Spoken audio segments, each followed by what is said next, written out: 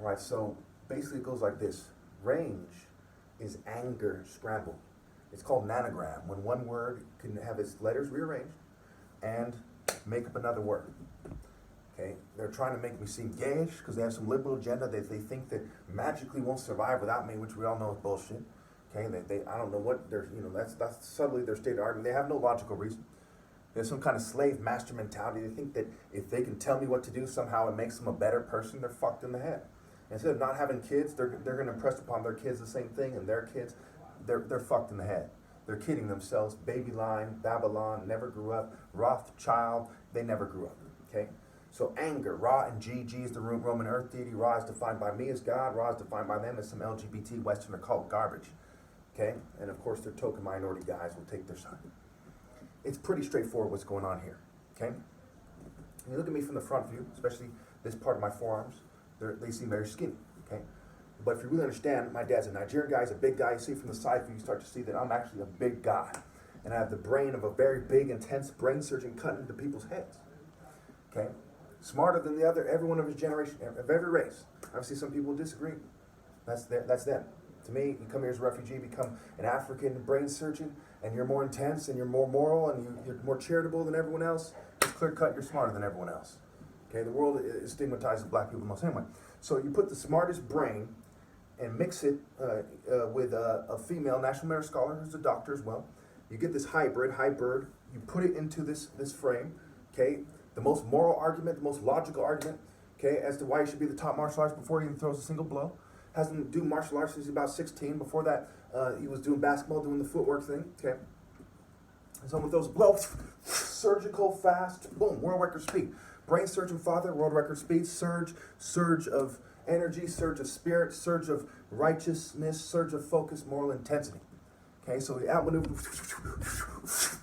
okay, outmaneuver, and so on and so forth. Okay, understand which way he's gonna go? He's gonna go this way. You see what I'm saying? And we go on and on about why that is. Okay, what's the difference between John Jones, LeBron, Deontay Wilder? They did their little ape kind of subhuman racist argument, where they forged these guys in a way, they bred them and forged them, probably drugged their water and so on, like they're poisoning me, so they came out funny. But we know that, a dog can't beat a leopard, and I'm not trying to insult them at this point, okay, at a race. So when we see two leopards come together, boom, it's gonna have a leopard. We see two cheetahs come together, it's gonna be a cheetah. Two dogs come together, it's a dog. They weren't from this royal top martial artist stock. Okay, they're from the African-American allowed to be alive stock. So if you don't believe the greater picture and how it comes together, it's very obvious in this regard. And we can't say, hey, you know what, this guy should be ruled out. He's from the Igbo, which is Obi, Kuro, Obi, black belt, backwards. It's an anagram too. And it means King Heart Hut, temple, center, core, essence. They have not even the semblance of a viable counterargument. Okay? Because it's the main Igbo line. Har-O, Aries, coming down from the sky. Like Jesus said, I am from above, they're from below. They don't have that moral high ground. It was over a long time ago when my line had the moral high ground and it was my destiny to emerge. It was over billions of years ago. It was over before that. When God had chosen his line, he said, it's going to go like this. He said, boom, everything came together. Boom, here's his last son, and then he's out of there. It was over when all their chicks, it was overkilled. It was over when all the attractive women in the area shunned me. God said, this is the most perfect guy ever. Boom, they're building up. Everyone else building down. He's from above, building up. Okay? When their females fail to see that in me and throw themselves at rock stars, scientists, politicians, assorted filth, drug dealers, all kinds of shit.